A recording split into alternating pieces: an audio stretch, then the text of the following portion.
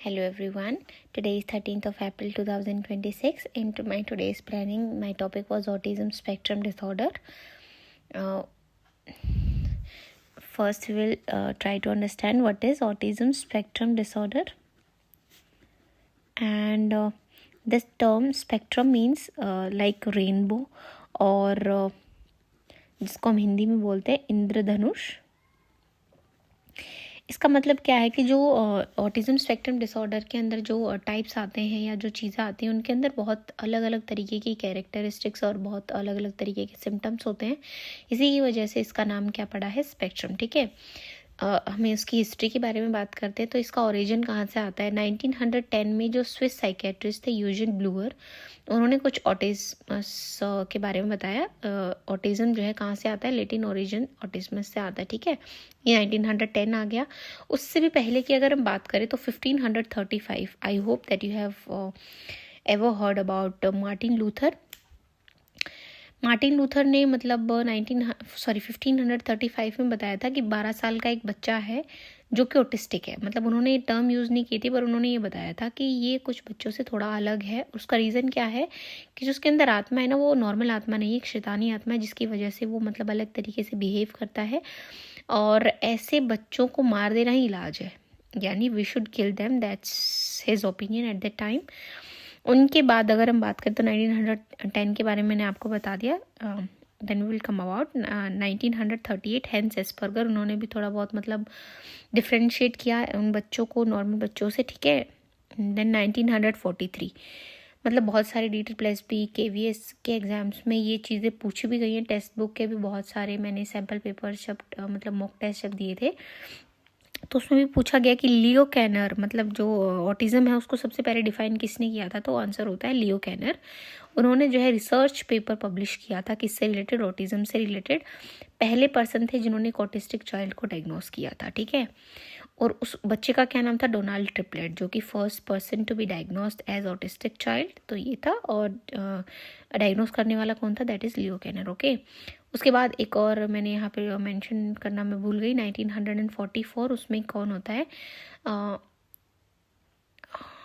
No will talk about that later. This is 1981, Lorna Wing. उन्होंने Asperger syndrome, जब हम आगे ऑटिज्म के टाइप्स देखेंगे, ASD के टाइप्स देखेंगे तो वहाँ पे आएगा एस्पर्गर सिंड्रोम. तो वो देने वाले कौन थे, लोर्ना विंग. किसके नाम पे, दिस इज हैंस एस्पर्गर, इसके नाम पे. ठीक है. फिर 1991 में जो है ऑटिज्म के ऊपर पहली किताब लिखी गई. लिखने वाले कौन थे, यूटा फ्रिथ थे. किसके बारे में लिखी थी, एस्पर्गर सिंड्रोम के बारे में लिखी थी. ठीक है. फिर हम बात करते हैं बेसिक्स. ऑटिज्म स्पेक्ट्रम डिसऑर्डर के अंदर क्या अलग नज़र आता है. बेसिकली ट्रायो होता है, trio of symptoms. First one is social interaction. किस में हमें कमी नज़र आती है, सोशल इंटरेक्शन में कमी नज़र आती है. रिपीटेटिव और रेस्ट्रिक्टिव बिहेवियर हमें नज़र आता है. प्लस एक और चीज़ होती है, दैट इज़ सोशल इंटरेक्शन हो गया ना, यस, कम्युनिकेशन. कम्युनिकेशन के अंदर उनको डिफिकल्टी फेस करनी पड़ती है. ठीक है. ये ट्रायो है. First one is communication, social interaction and then repetitive and restrictive behaviour. मैं समझाने की कोशिश करती हूँ. सबसे पहली बात तो ये कि डेवलपमेंटल डिसऑर्डर. डेवलपमेंटल डिसऑर्डर का मतलब जन्म से लेकर यानी बचपन से लेकर लाइफ लॉन्ग ये चलता है. इसका कोई भी क्या नहीं है, सोल्यूशन नहीं, मतलब इसका कोई क्योर नहीं है. ठीक है. ये पूरी तरीके से ठीक नहीं किया जा सकता. ये डेवलपमेंटल है, ये ठीक नहीं होने वाला है. ये तीन जो थे इसको समझने की कोशिश करते हैं. कम्युनिकेशन यानी वो अपने आप को एक्सप्रेस नहीं कर पाते किसी भी तरीके से, ना जेस्चर्स से, ना तो वो मतलब किसी टाइप की लैंग्वेज जो यूज़ करते तो वो अपने आप को कम्युनिकेट मतलब एक्सप्रेस नहीं कर पाते कम्युनिकेशन का यूज़ करके.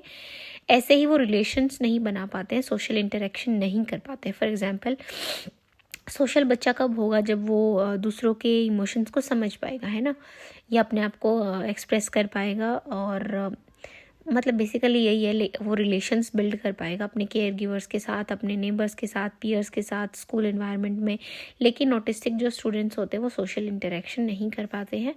Next one is repetitive. Repetitive के अंदर क्या है, जैसे रॉकिंग, बैकवर्ड एंड फॉरवर्ड, ऐसे मूव करते रहना. यानी वो अगर वो टैप करने लग गए तो वो टैप करते ही रहेंगे, अगर वो गेट की कुंडी लगाने लग गए तो लगाते ही रहेंगे, लगाते ही रहेंगे.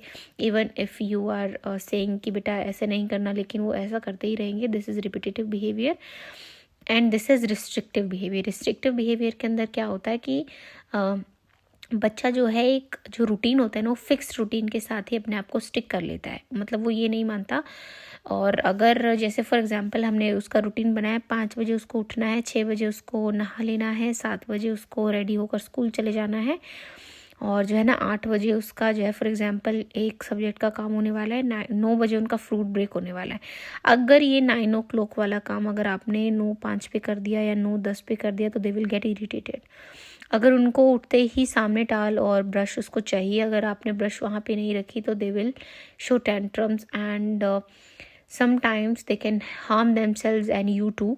तो ये रिस्ट्रिक्टिव बिहेवियर होता है, यानी बहुत ज़्यादा रिस्ट्रिक्ट हो जाते हैं, बहुत ज़्यादा स्ट्रिक्ट हो जाते हैं अपने रूटीन्स को लेकर, दूसरों को समझ नहीं पाते हैं, अपने आप को एक्सप्रेस नहीं कर पाते हैं, अटैचमेंट कम होता है टुवर्ड्स केयर गिवर्स। ठीक है, इसका रीज़न क्या है? क्योंकि वो किसकी तरफ सेंसिटिव होते हैं, वेरी ओवर सेंसिटिव।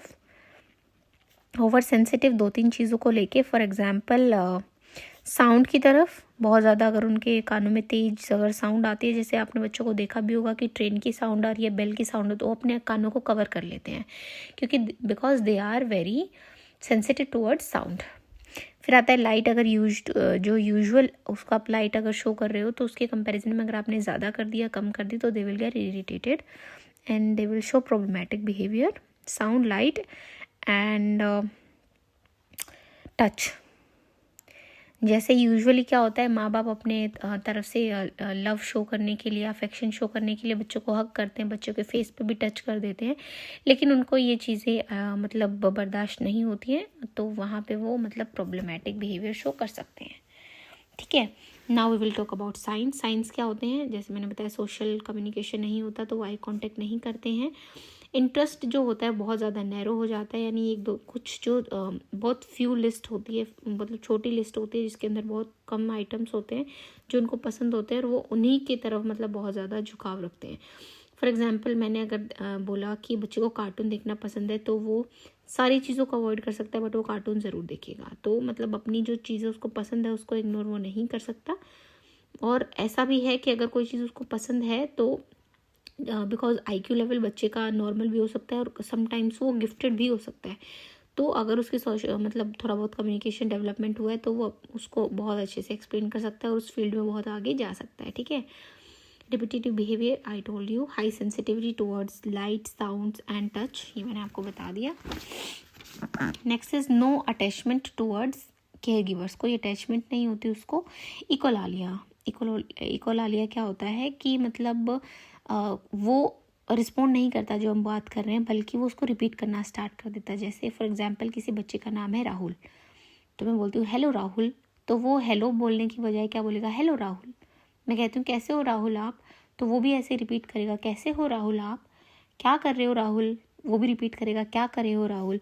तो जैसे हम गेम खेलते हैं ना, तो वो नॉर्मली ऐसे ही बिहेव करते हैं, तो वो इकोलालिया प्रोनाउंस करते हैं, क्या कहते हैं इसको। Next one is talk in robotic voice. अगर वो कभी बात भी करते हैं, जैसे मैंने उससे पूछा कि राहुल तुम क्या कर रहे हो, इन जनरल वो रिस्पॉन्ड नहीं करते हैं। अगर वो रिस्पॉन्ड करते तो वो कैसे करेंगे, मैं आपको क्यों बताऊं, यानी जो उनकी वॉइस होती है ना वो कुछ रोबोटिक टाइप होती है। ठीक है, सेमनेस से ऑब्सेस्ड होते हैं, यानी जो उनका रूटीन है ना उससे फिक्स्ड रहते हैं, सेमनेस, उनको सेम चीज़ें चाहिए, उससे वो बहुत ज़्यादा ऑब्सेस्ड रहते हैं।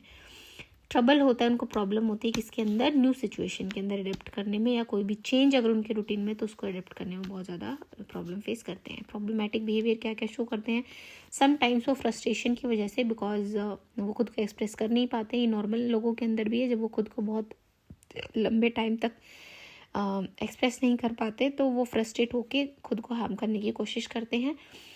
यहाँ पे वो खुद को हार्म कर रहे हैं, यहाँ पे वो दूसरों को हार्म कर रहे हैं ड्यू टू एग्रेशन। तो वो मतलब अगर जो चीज़ें उनको चाहिए, जो रूटीन उनको चाहिए, अगर वो उनको नहीं मिल रहा है तो they will get angry and can show aggression. Like वो बाइट कर सकते हैं, स्क्रैच कर सकते हैं, आपको पुश कर सकते हैं। ठीक है, टेम्पर टेंट्रम शो कर सकते हैं। प्रॉपर्टी डिस्ट्रक्शन, फॉर एग्जांपल अगर हम उनको पढ़ा रहे हैं तो हो सकता है वो अपनी नोटबुक को फाड़ दें, और कांच की खिड़की है साइड में तो वो ईंट उठा के उस पर मार देंगे, उसको तोड़ देंगे, तो ये प्रॉपर्टी डिस्ट्रक्शन हो सकता है। आपने बहुत सारी मूवीज़ भी ऑटिज्म को लेकर देखी होंगी, जैसे कि माय नेम इज़ खान है, बर्फ़ी है, ये हॉलीवुड मूवी है द बिग बैंग थ्योरी, बहुत फ़नी, आप देख सकते हैं।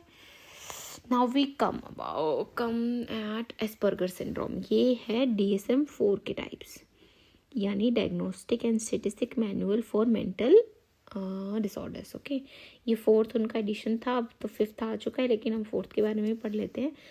सबसे पहले एस्पर्गर सिंड्रोम। एस्पर्गर सिंड्रोम के अंदर क्या होता है कि सारी जो कैरेक्टरिस्टिक्स है वैसे तो ऑटिज्म की होती हैं, लेकिन इनको कम्युनिकेशन में बहुत कम प्रॉब्लम फेस करनी पड़ती है। जैसे ऑटिज्म, जो प्रॉपर ऑटिज्म है ना, उसमें तो बहुत ज़्यादा प्रॉब्लम फेस करते हैं, लेकिन इसमें कम करते हैं।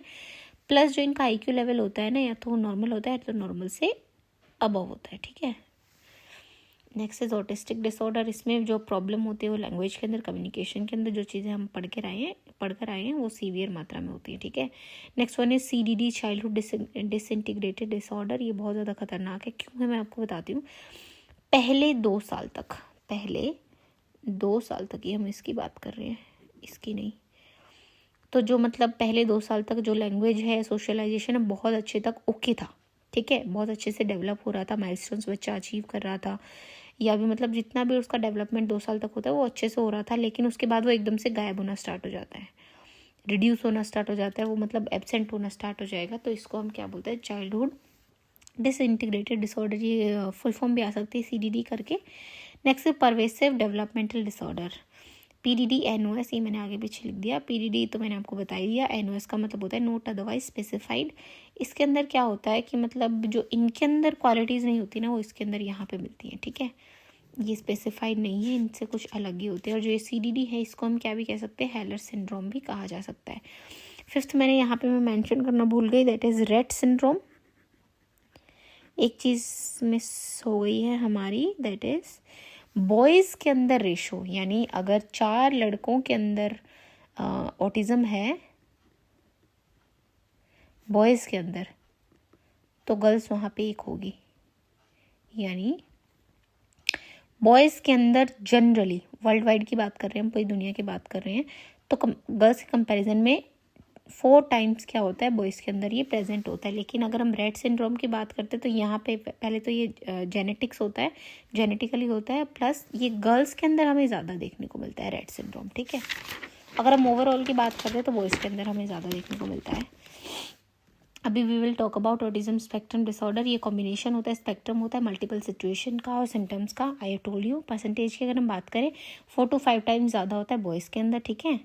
और ये है, आप पढ़ सकते हो। और अगर हम फिलहाल के सिनेरियो की बात करते हैं तो पूरे वर्ल्ड वाइड में 1 out of 100। देख लो ये कुछ टाइम के अंदर कितना ज़्यादा बढ़ गया है। और इसका बढ़ने का क्या रीज़न है कि अवेयरनेस लोगों के अंदर फैल गई है। इसका मतलब ये नहीं कि लोग पढ़ लिख रहे हैं तो ऑटिज्म ऑटिस्टिक हो ही जा रहे हैं, नहीं, ऐसा नहीं है। इसका रीज़न ये है कि लोग जब मतलब अवेयर हो रहे हैं उस चीज़ के बारे में, तो पहले तो ऐसा हो सकता है कि कोई बच्चा अगर नहीं भी बोल रहा है तो उसको ये समझते नहीं, अरे इसका तो नेचर ही ऐसा है, तो बोलता ही कम है। लेकिन अब क्या हो गया, अवेयरनेस की वजह से अगर हमें प्रॉब्लम नज़र आती है तो हम डायग्नोस करने के लिए उसको, बच्चे को स्पेशलिस्ट के पास लेकर जाते हैं, अर्ली इंटरवेंशन की कोशिश करते हैं, प्रोवाइड करने की कोशिश करते हैं। तब जो है डेटा हमारे सामने आता जा रहा है। तो आउट ऑफ 100 मतलब हर 100 में से 1 बच्चे के अंदर ऑटिज्म हमें मिल रहा है, ठीक है। कॉजेज़ की बात करें तो एग्जैक्ट कोई कॉज नहीं है, फिर भी अगर हम बात करें कि क्या हो सकते हैं, तो हेरिडिटी एंड एनवायरनमेंट दोनों हो सकते हैं। फैमिली हिस्ट्री हो सकती है, और ओल्डर पेरेंट्स, यानी पेरेंट्स की अगर एज बहुत ज़्यादा है तो उसकी वजह से भी हो सकता है। ऐसा नहीं कि सभी ओल्डर पेरेंट्स के बच्चे ऐसे होंगे, नहीं, ऐसा नहीं है। ये कोज है, मतलब कि हम ये कह रहे हैं कि हो सकता है इसकी वजह से हो। प्रेगनेंसी के दौरान जो टॉक्सिक सब्सटेंसेस फीमेल ले लेती है, मतलब जो गोइंग टू बी मदर है, अगर वो प्रेगनेंसी के ड्यूरिंग टॉक्सिक सब्सटेंसेस का कंजप्शन करती हैं, लाइक ड्रग्स, एल्कोहल, स्मोकिंग, तो उसकी वजह से भी हो सकता है। पेस्टिसाइड्स की वजह से भी हो सकता है, टॉक्सिक केमिकल्स की वजह से हो सकता है, मेटाबॉलिक डिसऑर्डर जैसे रूबेला है, फिनाइलक्यूटोनूरिया है, इसकी वजह से रेफ्रिजरेटर मदर का क्या मतलब है कि जैसे मतलब कहा जाता है कि जो माएँ मतलब अपने बच्चों की तरफ कम अफेक्शन शो करती हैं, कम उनके साथ मतलब अटैच्ड होती हैं, कम उनसे बातें करती हैं, तो उसकी वजह से हो जाता है। लेकिन ऐसा सच नहीं है, पहले कहा जाता था ऐसा।